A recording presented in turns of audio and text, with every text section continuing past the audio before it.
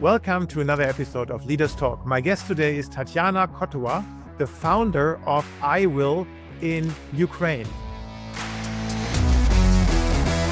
Hearing this story, I hope the kids and listeners of the podcast, they do immediate small changes and they look around and they see what they can do very small. You don't have to wait for the stars aligning. You don't have to wait for a perfect situation in your life to start doing something very small, however minor it can be, but it can lead to big changes.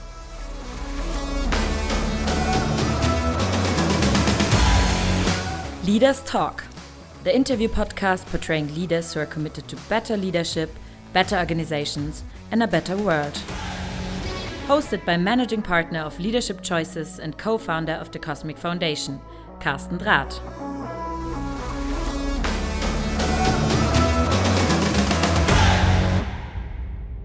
Tatiana was born in the country that is called Ukraine today, but she identifies with growing up in USSR, speaking Russian, then emigrated to Canada, having a career in IT, and then in 2002, affected by the poverty of the country, started the I Will charity. And the I Will charity is focusing on providing IT skills to young people. It started off in orphanages, computer classes for orphanages, and then spreading out over the years. It's now in operation for over 20 years, has reached more than 1,000 kids, not only providing them with IT training, but also with moments of success, with learning something new, with growing as a person, but also having success and self-confidence in what they do. And this is, a work that is very inspiring. And maybe there will be even touch points of our two organizations going forward. Who knows? So let's go right into the fascinating conversation with Tatiana. A very warm welcome to Tatiana Kotova. Welcome to Leaders Talk. Thank you so much. It's thrilling for me to be part of your podcast. I follow you and really excited to be part of this. Thank you. And I mean, thank you for doing it, because it's like you are dialing in from Toronto and it's like 5 a.m. for you. So thank you for being available to us at that early hour. So Tatiana, let's start at the beginning. Who are you and what do you do? Yes, hi, I am Tatiana Kotova, and I would describe myself as a currently professional certified coach. It's my passion. I'm drawing my skills and experience from 20 plus years in the corporate world, in IT specifically, in managing teams, mid-size, large-size teams in software development world, worldwide corporations. My passion was always to work with people, build the teams, build self-esteem in people, and just I feel fulfillment from that process. That's how I transitioned in later in my career. I transitioned into coaching, professional coaching, which I enjoy very much currently. And alongside of my career and now coaching, there's always a charitable streak. There's always making sure that my life is fulfilled and not wasted. And that is, I am a director of I Will Association that was established decades ago together with my father. And that's who I am. Okay. Here I am right now. And the I Will charity, or the I Will Foundation, was founded in 2002. And you had already emigrated to Canada in 95, that was. Can you tell us, when you left Ukraine or USSR, what kind of place did you leave? What did it feel like to live there, to grow up there? It was, I think, one word, resilience, come to mind. It was always tough.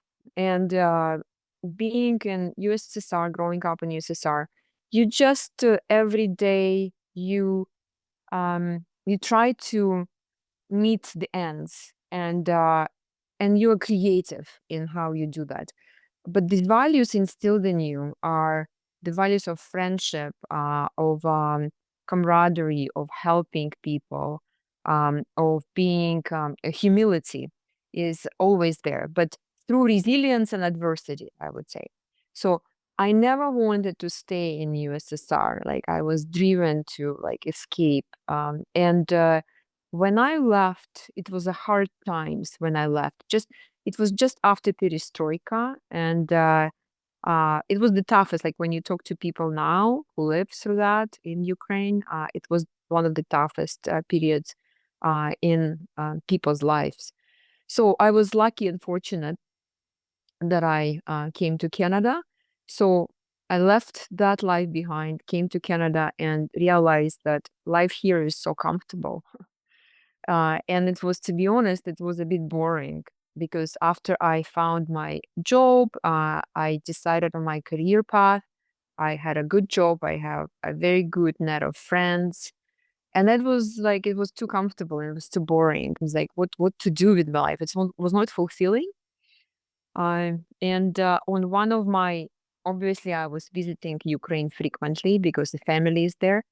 And on one of my trips to Ukraine, like probably 3 or 4 years after I established myself in Canada, um, the idea of I Will Association, the charity that we established, was born and was inspired by that despair that the country was in at the time. Yeah. Before we go there, one more question. There's the time, I mean, 89, USSR collapsed. Ukraine was a part of USSR. So, and you lived in that part that is now Ukraine. You lived or you grew up in Nikolaev, which is one of the first cities or the first city that was attacked in the full-blown invasion. Did you grow up with knowing I'm a Ukrainian that happens to speak Russian? Did you grow up with I'm a Russian that that kind of grows up in Ukraine? So what's I think my question is around the identity, because I noticed right now by talking to Ukrainians that identity plays a major role. Mm-hmm. Like for me, specifically for me, it was during USSR. Like I didn't really, because I was, Russian speaking, living in Ukraine. My family lived in Ukraine most of the time. Although it wasn't that, like in my life, it wasn't that focus on, like, because Ukraine and Russia were kind of brothers and sisters. And there was not the division. Like I did not feel in Eastern Ukraine, where we are from, I didn't feel that division because friends were friends. It doesn't matter.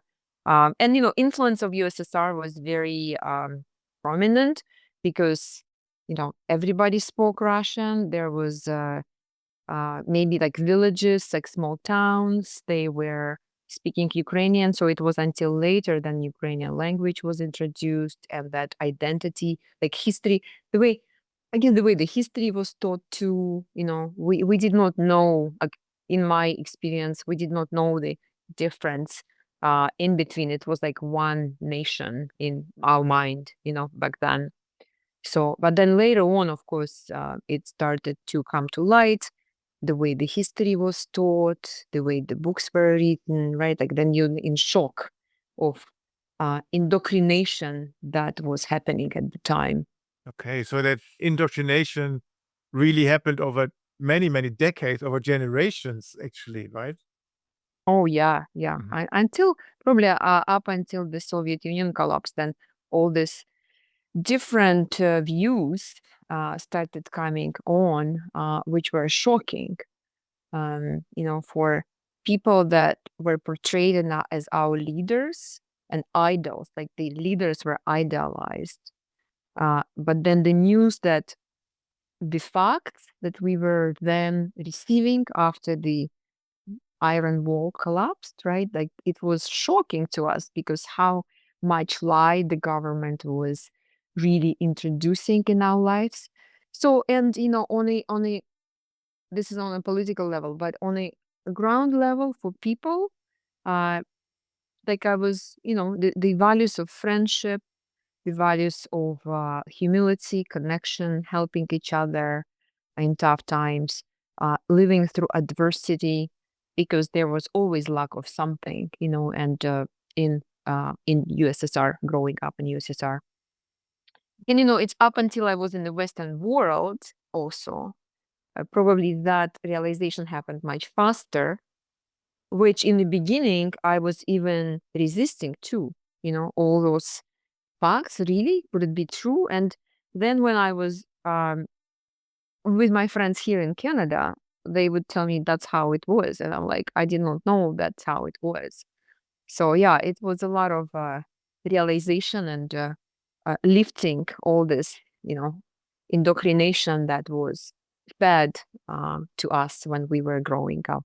Yeah, that's really amazing. And let's go back to that point in time in 2002, where that that need to do something purposeful kind of manifested in the foundation of I Will. What's the founding story behind it?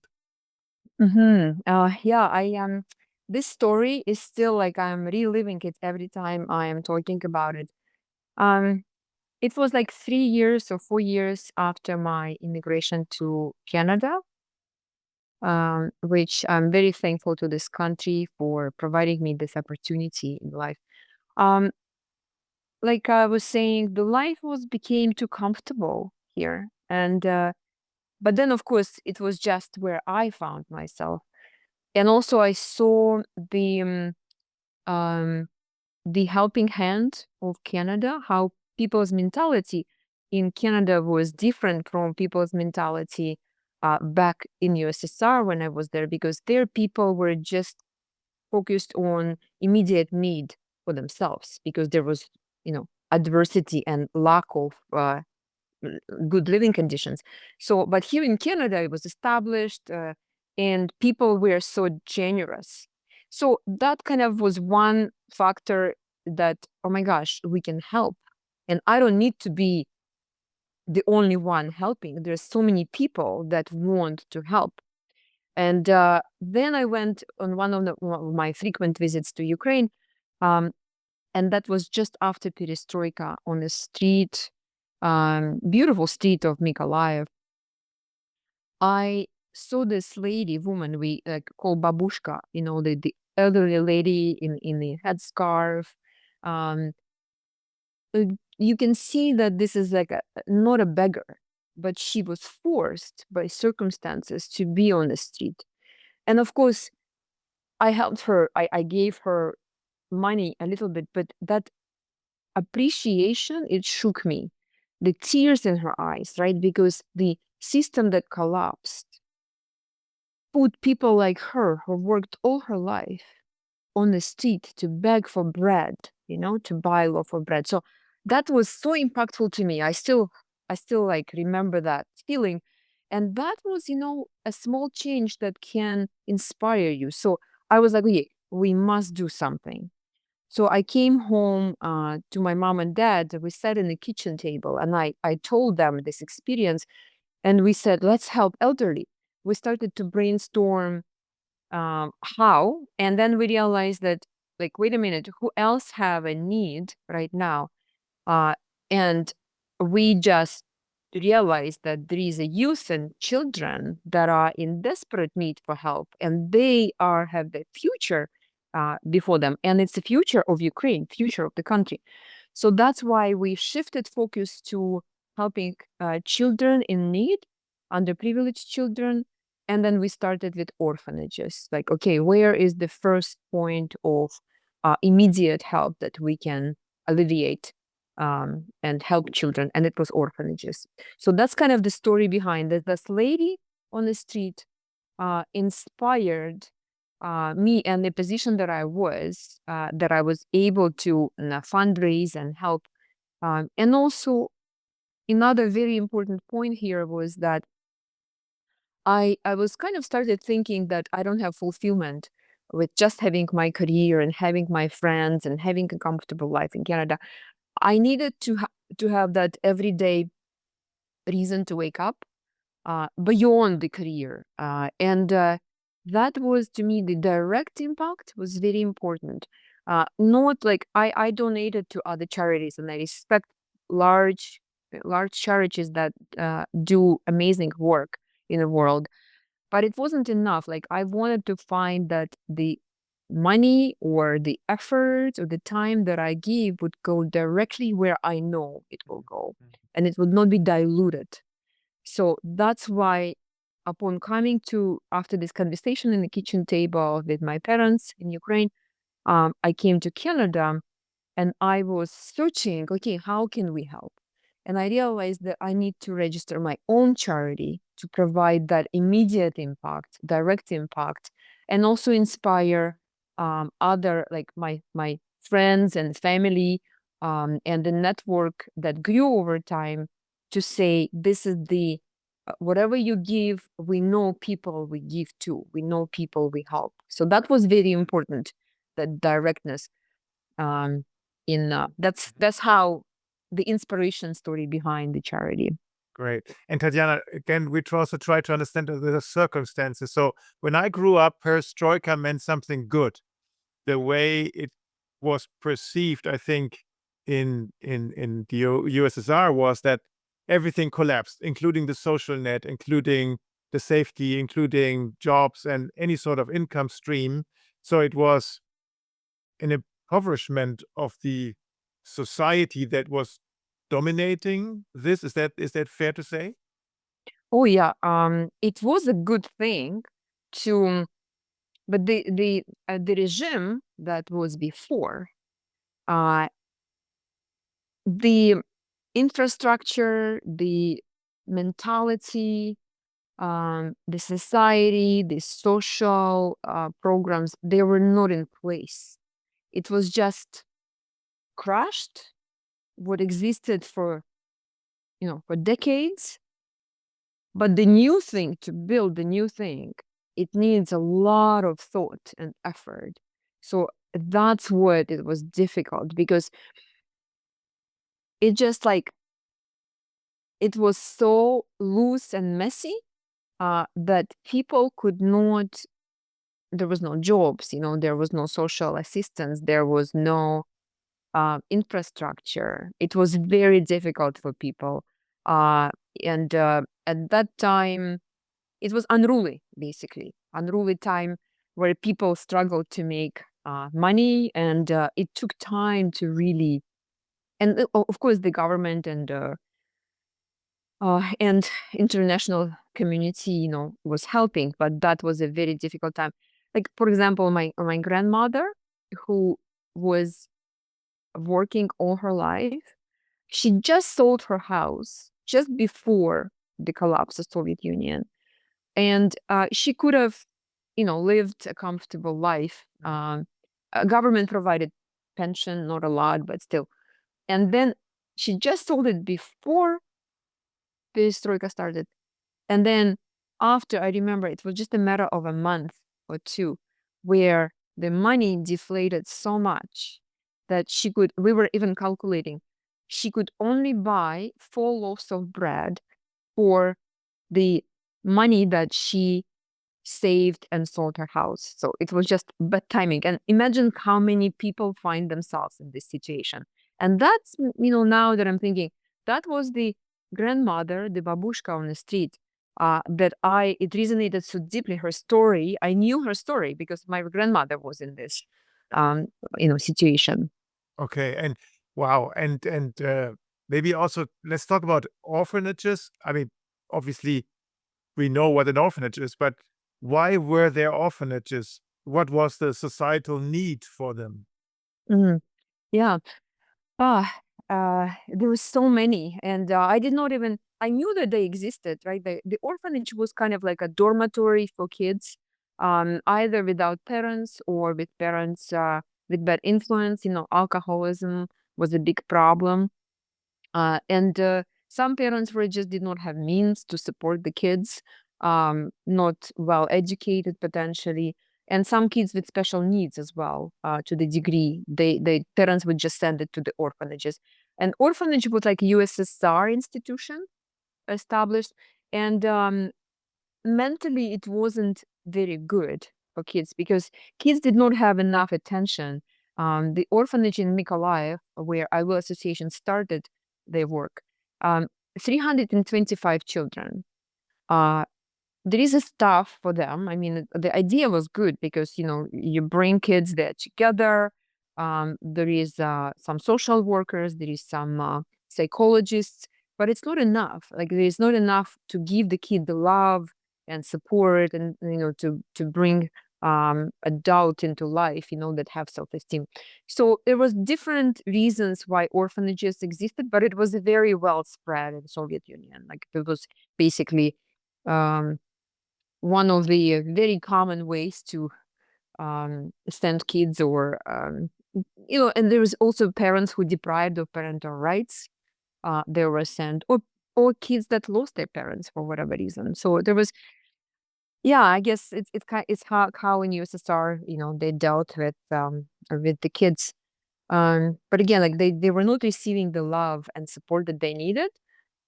That's why I Will mission started with helping orphanages. And you should see the faces of the kids when somebody, like, at first we started with a small incremental, like, actionable steps, right?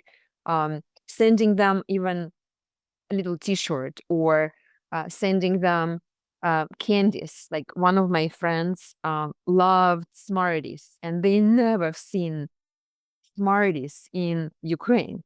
It was a big deal to receive this big parcel, and everybody had this candy. So it was, or one of my friends' grandma, she loved knitting. So she would knit scarves and hats for the kids. And then, my father delivers them to kids in orphanages.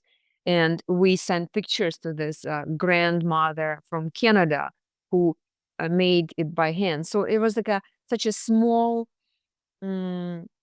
emotional, almost um, deep feelings, that were transformed kids' life. They received more love that they needed. And that's how it started, like very small incremental steps in helping. And then it grew into, okay, what's the most important for children? It's education. It's the road into the future, is the window into the future. And because I was in IT, that's why we decided that IT is the future and it's interesting. So it evolved. I Will mission became education mostly. Besides the providing infrastructure, because over the time, oh my gosh, you should see the orphanages in Ochakov, because we reached out not just to Mykolaiv orphanage. Despair, the infrastructure was in, and the washrooms that the kids were using and sharing, it was despicable. So we fundraised, and we did the renovation of the orphanage as well. It was my father, of course, he was a boots on the ground in Ukraine, because my main role was fundraising here and bringing awareness. And my dad was the one that the boots on the ground. And I also wanted to mention about I Will mission, that why also it resonated. Like, it kind of all came together, because my parents, my mom and dad, they experienced loss of their parents very early on, and they could have ended up in orphanage very easily at Soviet era. But they had people in lives, and also they had this stamina, and they had the drive to succeed in life. So that mission resonated with my mom and dad, and that especially because he was the implementer for the programs. He was the connector in Ukraine who brought all those positive changes and found the needy, and found the most important causes from where we can make the difference. And I've heard you say incremental steps many times. I think this is also a bigger concept for you and for your own life. How did these incremental steps lead to well, let's have computer classes and all the stuff that you later did? What was the reasoning behind? Yeah, the small incremental changes, like right now I'm reading this book. It's a concept of ikigai. It's a Japanese concept that to finding joy and love and fulfillment in everything you do every day, like the reason to wake up, right? So small incremental change. I hope that listeners of this podcast also hearing this story, I hope the kids and listeners of the podcast, they do immediate small changes and they look around and they see what they can do very small. You don't have to wait for a big the stars aligning. You don't have to wait for a perfect situation in your life to start doing something very small, however minor it can be, but it can lead to big changes. Like in relation to kids and education, we just recently had a computer programming competition among youth in Ukraine. And that participation in the competition, it's a small step. Maybe this is the first time they were exposed to this programming language. But being there inspired something that would create a big impact in their life. So it doesn't, this small incremental changes philosophy applies to everything. Like when we established the charity, we did not know how big it would become. It was just the first step. Okay, you know what? Where the need is? Oh, orphanages. Okay, let's start there.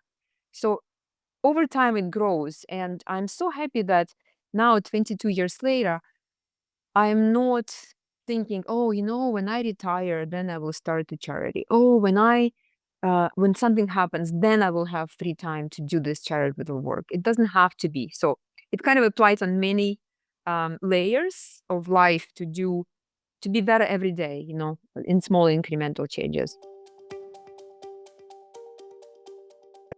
And here's a note on our own behalf. As you know, or may not know, we have the Cosmic Foundation, which is kind of the version of our company for the NGO world. So what we are doing is we are providing funding and access to high quality coaching for NGO leaders. And our focus, or one of our focus areas right now, is Ukraine. So we are right now supporting two NGOs.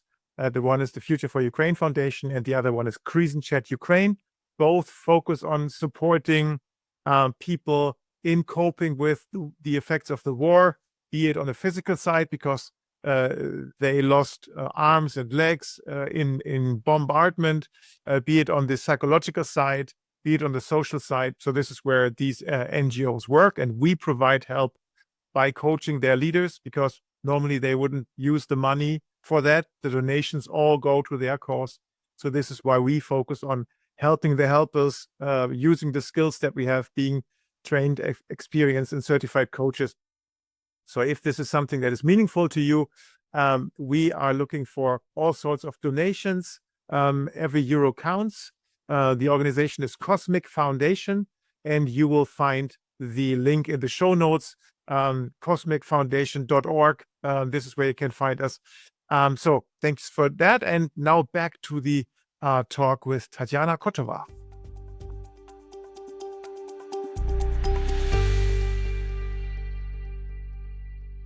And so before the war, the Crimea invasion started, you were in the business of having computer or I will schools. And an I will school is a school where there is a computer room, I assume, with courses. And so there's workstations where kids get taught how to program, how to code, and then they can work with that. Is that about right? Yes, yeah, you described it very well. So, what we started doing, opening I will computer classes or clubs in villages, in libraries, in remote places where technology did not reach yet. There was no internet even back then. obviously, especially in the remote areas of Ukraine. So we started to identify the need, and then it would be a room in a library dedicated to computer computer stations, and it would be maybe a library or orphanage. Like when we started, the first computer class was opened in an orphanage, so that we would do renovation of the facilities if needed. Or we would fundraise, we would deliver computer stations, peripherals, and we would upgrade the facilities every year or on as need basis. And also we will find funding for the teachers who is gonna teach kids, who can teach kids like their programming skills or even basic skills back then. Now it's programming and robotics, it's evolved. But back then it was, how do I use computer? Like, what is Word? What is Microsoft? Like, how can I communicate with friends? And many kids that did not have any relatives, they would have means now with internet to talk to somebody, um, in a different city, maybe in a different country, that they can communicate with friends. So it started with, like, again, small, very incremental, like small changes that led to then much bigger results. Like now kids receiving education in robotics. We have a very, prominent school in Mykolaiv now that is our leading school. Teachers created such a atmosphere that there is also like a waiting list to get in. And just maybe diverting a little bit, but just recently, one of the graduates of the I Will school in Mykolaiv, well, time goes by. It's 22 years later. She's now a teacher in the school. So she's now instructing kids. So how fulfilling it is to give someone a profession. And that's another thing that my dad and I, we thought, what, even if it's one child, again, back to incremental small, even if one child can say, what was critical in your life? What was the highlight of your life? And he would say, what, taking I Will course or being in I Will school, that's how I thought of my career, and now I'm successful. Even if it's one kid tells me this story, and I know there are, now hundreds, thousands of those stories, that fulfills my life. Yeah. And it is the incremental steps, but it's also the consistency, right? I mean, it's you're doing a step, but then you keep up the level. It's not a one-time donation. Then it's your school, and you make sure it's upgraded. You make sure that there's funding for replacements, for all of that stuff. And then you add a new school to it, and a new school, and a new school. And with that, you now have, is it right, 11 schools in all of Ukraine? Yes, we opened 11 schools, and now also, like, big thing is participation in Ukraine nationwide competitions in robotics. Like on our website, you can see the videos of I Will team receiving first place in the national competition in Ukraine, and it's just such a reward. But yes, it's 11 classes over the years that we opened, and again, back to small incremental, but you're so right, consistency is the key. Because consistency is in continuing to support the schools, continuing to support the kids, continuing to improve education, continuing to improve technology. And that's where our donors that we have over the years, incredible support, that allows us to be consistent in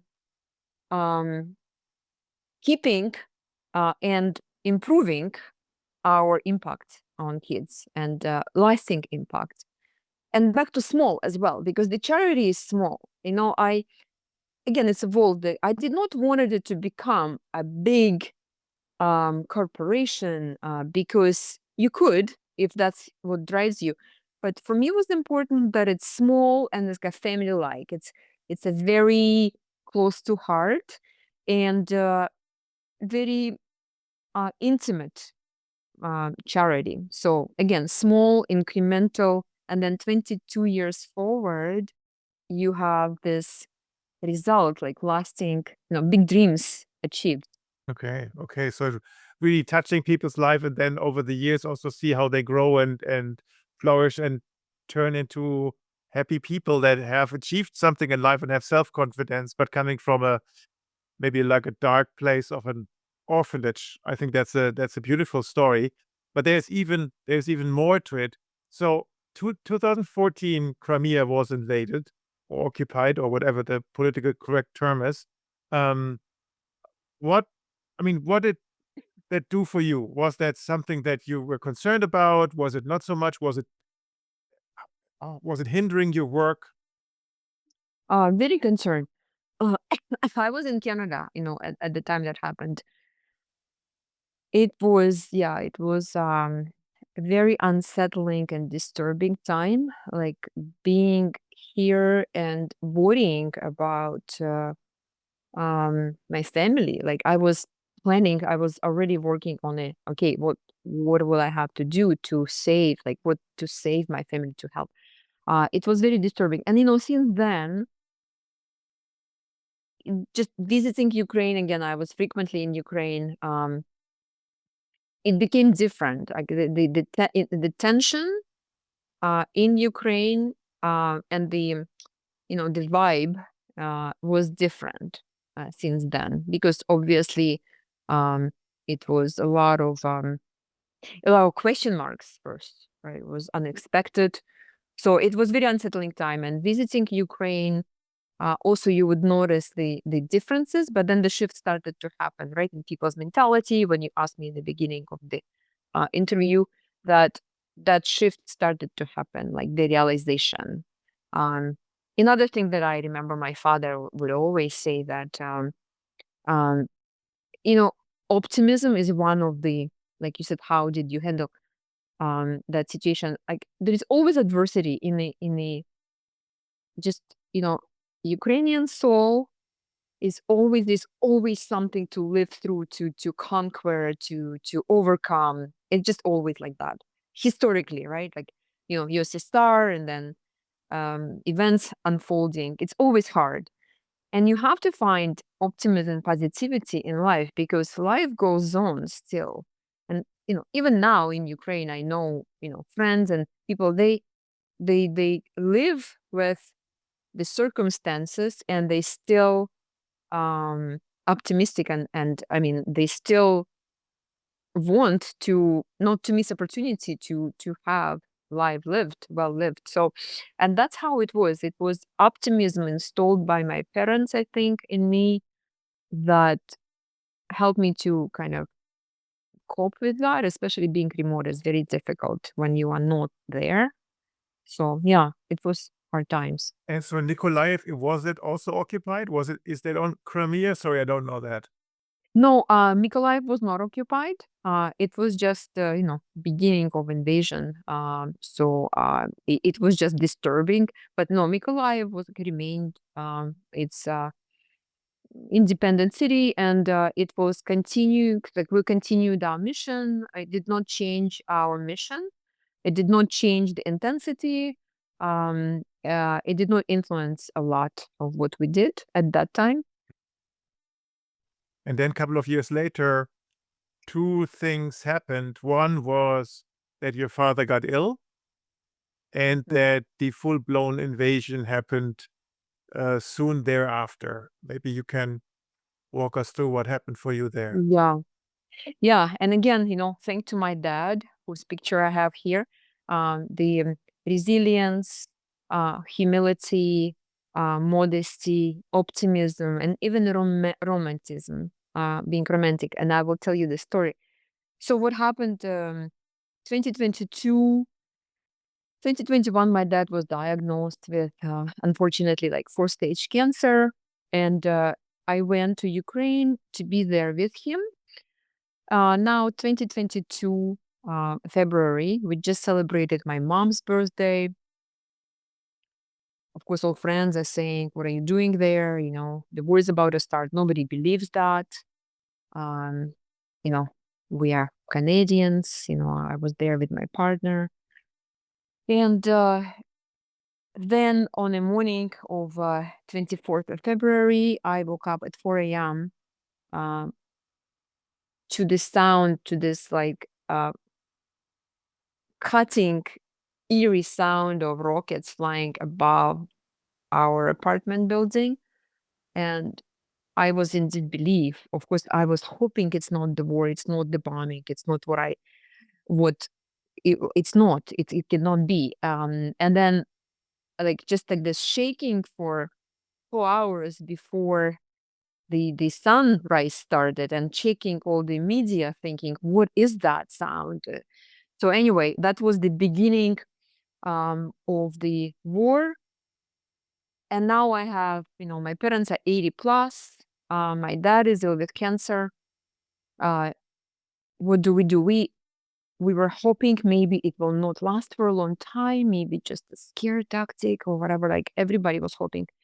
But then living in those conditions and closing the windows with pillows and blankets so that the glass from the shuttered windows are not injuring us, and being without the light, and having my parents, elderly parents, like sitting on the floor while, the shelling and bombing is happening, and creating plan. What if there is a fire in the, like, where do we where do we hide in the apartment building? So it was devastating to be in this situation. It was just like a dream. I still think it's like it's a dream, but it's a nightmare. So, and then couple of weeks in this situation, I could no longer provide cancer care or chemotherapy for my dad. So just a family dinner, and we decide I need to take my family out of this circumstances and find care for my dad. And my dad, Vladimir, back to that, they were very calm, like both my mom and dad. Okay, today 9 p.m. dinner, we decide, what, we have to escape here, and we have to find more like a peaceful environment for elderly people. And okay, what do we pack? So okay, pack the warm clothing, and our friends were very supportive, like overseas. They're like, take this, make sure to take blanket, make sure to take gloves because it's winter outside. So we packed food, we packed scarves and mittens, and next morning we left everything behind, like warm food on the stove. There was no time to do anything to prepare the apartment building. And there we go. Where we go, we don't know. We just go to the border. The closest border is Moldova. Okay, like we go to Moldova. We cross, and then standing there, talking about romanticism and my dad and this optimism, he always would find something good in anything that is difficult. He always was optimist. So we're standing now on the border, Ukraine to Moldova. It's drizzling, cold rain. There are thousands of people, like elbow to elbow, waiting for the gate to be open into the customs. And it's like 3 a.m. in the morning, 4 a.m. in the morning. And I'm like, oh my God, my dad is ill and they are elderly. How do they feel? And then I, shoulder to shoulder to my dad, and he was wearing a beret, always like this hat. And he looks at me and he winks to me and he says, this is romantic. Because, and then I think of the snowflakes and the rain falling on his hat. And I'm like, that moment was something that always been in my dad. He would always find something positive. And that's how our trip, and then then Moldova, then we did not know where to go from Moldova. We spoke to many people who were in our situation. They said, okay, next we are going to Romania, some go to Italia, some go, to Germany. So, but the guiding principle was to find where we can find care for my dad ASAP. So that's kind of how we ended up in Germany. But that I know I digressed a bit, but that story of my dad just it's still with me, and although my dad is not with us anymore, like he passed away 2 years ago, um, being with him through this experience and seeing his resilience and seeing his humanity and kindness, like he was always saying, kindness triumphs over evil. And so that, he believed in that always. So eventually, that's the belief like I have, that eventually kindness and positivity will triumph. And I guess that's kind of also answer to your question, how did you cope in different situations through like history events that were happening? Yeah, it was instilled foremost by my father and my parents, I think. Okay. And yeah, you were basically refugees, right? Because of the war, you were forced to be. And I would never dare to ask you for your clothes, but you actually invited me to do so. So the top that you're wearing right now has a special meaning to you. Very special meaning. When we arrived, finally, after like many, many weeks of vagabonding in nowhere and leaving everything behind, uh, we ended up in Germany.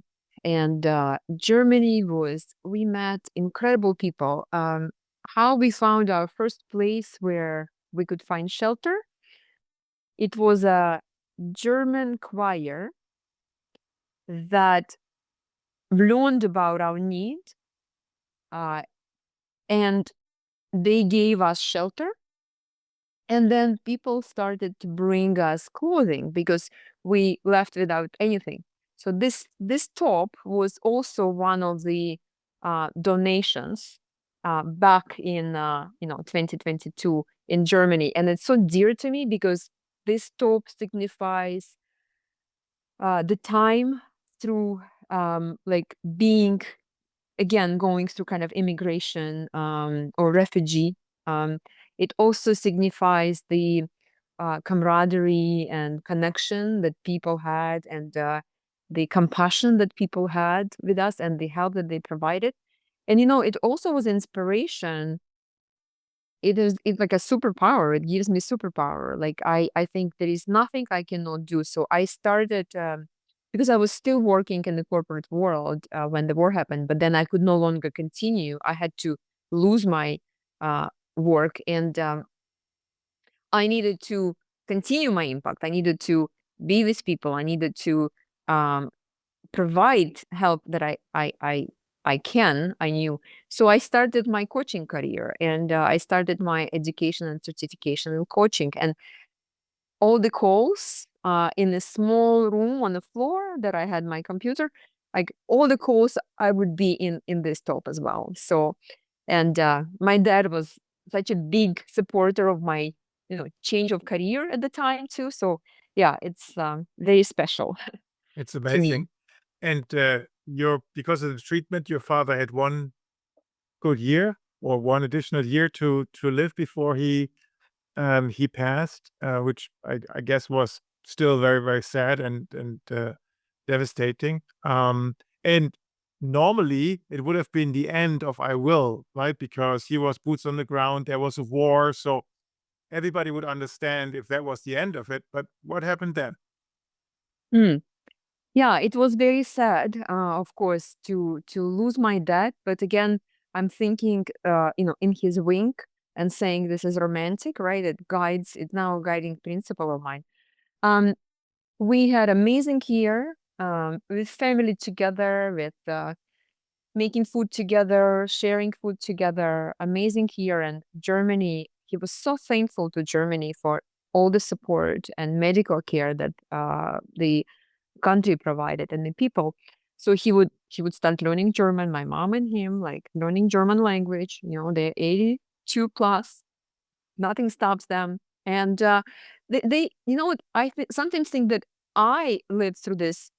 It was more difficult for me than it was difficult for them, and they left everything behind. I had home in Canada, so it was inspiring to me to see how they accept the circumstances and how they make the best out of it. So yeah, like losing father was, of course, devastating. And there is a special connection between daughter and father, I realize now. But I had 22 years of project management with my dad, and I was exposed to, again, back to small, incremental, lasting, consistent changes. I was exposed to his character. I was exposed to his skills that I otherwise wouldn't have been exposed. I value even more what my father was. The influence of him on of his qualities on me is profound, more profound, I would say. Um, and when he passed, the situation in Ukraine also was very difficult. It was very difficult to find the connection, to reestablish the connections that he built over the years. Plus, there was, constant sirens and the bombings, but over time, um, like I think it was maybe like a pause where there was difficult time, and but I knew I will is not gonna die. I knew it's important legacy and a passion in me. So I will, as today continues to function, we continue to support computer classes that we established. Just recently, um, October 23 is my father's birthday, and on that day, just a week ago, we held a competition in programming among youth for Vladimir's Cup. It was amazing. My dad started those competitions like when before the war, he would organize annually um, a big event where kids come with their work. They present their work, their programming work, to selected teachers that we evaluate uh, their their skills in different categories, and then we award them some prizes. And so this year we did it. It was online competition. We couldn't meet because there's sirens and there's no light sometime and interruptions in internet. But 106 participants were there, and we selected top works, and we awarded prizes and the Vladimir's Cup. So this year, like it just was the biggest push, and it was the biggest interest. Um, Kids and parents of kids, they were giving us feedback saying how amazing to have this um, to inspire children, and also because it's going to be continue to be annual competition, they're already preparing for the next year. It was such a success. So I will continue to grow and inspire and change lives of kids. Okay, wow. So you obviously found people that would take over the boots on the ground job from your father and carry it forward. And your role, other than being the director of the charity, is probably also fundraising on the Canadian side. And you know that I have a special connection to Canada for one reason, that I cycled through it this year. Um, so there's also the biggest diaspora of Ukrainian people outside of Ukraine is in Canada. Is that the primary donors? Are these only Ukrainians? It's not only Ukrainians. It's all over the world now. Um, the family is a big part of the support. Like it started with like friends and family are the biggest supporters, and then it grew into just awareness outside of that, and it grew internationally. But mostly it's people that know me, know my dad, know what we do over the years, and they have this trust in us. They've seen the work. But yeah, like my partner is the one of the biggest supporters of the cause. My friends, now, like we have Canada, we have Norway, we have Ukraine, we have Germany, of course, anywhere that the awareness was raised, it's internationally supported now. And we always are very, very thankful for donations that allow us to continue to implement our mission. Okay. And we will put the link to I Will into the show notes. So whoever is fascinated by the cause, you'll find the opportunity there. You hear donations are always wanted and needed. And Tatiana, what would be one of the next incremental steps that's ahead of you? It would be establishing the scholarship, I Will scholarship. There are so many things, like, I mean, it's so exciting to have this, baby that is growing constantly. But the next thing will be scholarship. I think it will be Vladimir's scholarship for the kids that showcase their work and their interest consistently through competitions, through successes in I Will computer classes or clubs. They will receive support in their further education in their professional life. And that's next thing that I think would have even bigger impact on the individual, is to help, especially in Ukraine. There are so many ambitious, wonderful, smart kids that just don't have means. Parents don't have means, or they don't have parents, or there's no way. And scholarship, I Will scholarship, will provide this opportunity for children to succeed in life. That's really amazing. That's very, very fascinating and very inspiring. Thank you so much for that, Tatiana. And Thank you.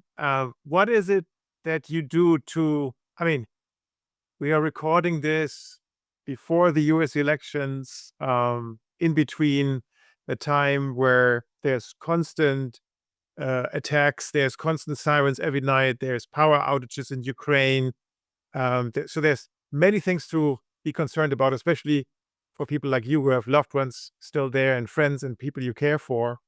How do you keep positive with all of that? Mm.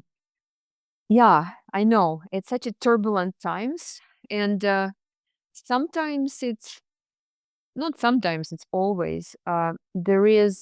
You cannot control many circumstances like in your life, right? And you have choice to make. You can choose to be threatened by future, and you can cease to exist, right? Kind of live life, but not be happy or fulfilled. And again, my father, the slogan comes to life. He had so many. It's just that you have to embrace the current, the present. You cannot live in the past or in the future. Like, embrace the now, and also, like, just find joy in every day, in something small, like even if it's a smile to the stranger when you walk by, even if it's something that you proud you made a little bit better today than yesterday. Just be proud of yourself. Just basically focus on now and focus on yourself. And another thing my dad would say, stay humble. Like, gratitude was a huge thing. Also, like, be grateful for what you have today, for what you are now. Yeah, stay humble. That's how my dad would say it. And another way also how to stay positive, I think, for myself through coaching career, right? What I realize is that it's almost, I imagine my life is like somewhat of a ladder, and you have many steps, right? And when you find yourself in challenging, desperate situation, unhappy situation, which obviously happens with all people, then you know what? I actually look down the steps, and I look of how many steps and how many adversities were overcome, and look where I'm here today. Like, looking down is not negative, like, it's positive. You look and you see, oh my God, I came so far. And then you look up, because because you've been down and you're here today, you know that you will be up. You will continue to walk that step every day, with making incremental changes that impact others. And so I hope that listeners of this podcast, like, first of all, learn about I Will, like, that this is small family-like charity that continues to thrive. And there's so much together connects, right? It's fulfillment, it's empowering children, empowering people. It's legacy of my dad. It's unity, it's just such a beautiful thing. And again, I hope that the people, whatever the calling that you have, whatever the drive you have, I hope you, and I know you have that, it's find that thing and live it today. Don't procrastinate until tomorrow. Another thing that my dad would say, always he would say that don't procrastinate, don't postpone the thing that you can do today to tomorrow, like do it today. So yeah. Sounds like your father was a very wise man. Yeah, very wise man. And when you are when the person is with you, you don't really realize that because there's always teachings, all these influences, right? But it's when they depart, that emphasizes, and it becomes even bigger in life. Yeah. Wow. And Tatiana, what's something that I haven't asked you yet? As a coach, you know that question. That would be interesting for our listeners to learn about you. Yeah, well, you asked me about my top. So yeah, but I guess yeah, like what is my hope for the kids, Okay. I would say. And my hope for the kids that they would live their dreams and they would believe in their dreams, and not just believing, but again, taking those actionable steps every day towards the dream, because I do believe the dream come true. Like it always did for me. Doesn't matter the adversity or negative. So my hope for kids is that they would follow their dreams. Okay. Wow. That's powerful.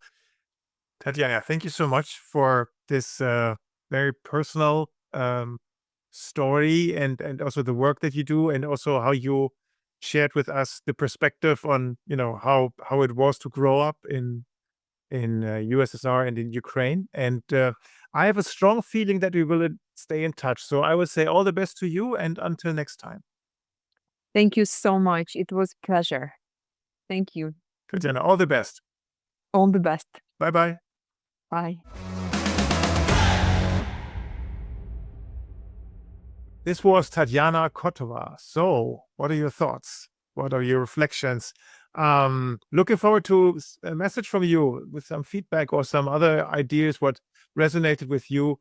You can reach us at leaderstalk@leadership-choices.com, or leave us a review on the platform of your choice, and we'll be very, very happy to get in touch. Thanks for listening. Stay healthy and talk soon. Bye for now.